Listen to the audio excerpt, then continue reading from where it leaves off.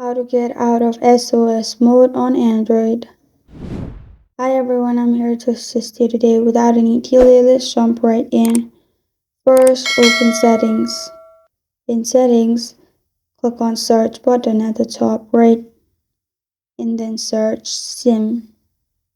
After you search for SIM, simply if you have eSIM turned on, turn that off and turn that on again. It will solve your problem.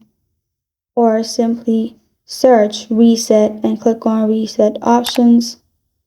Click on Reset App and then reset your network settings. If you have access to network setting reset that in this way. After you reset that, your network will be reset and you'll get out of SOS mode. This is how to get out of SOS mode on Android. Thank you for joining me today. If this video helps you out, please leave a like and subscribe for more. Got a question or want to suggest a topic? Comment below. Thank you for watching.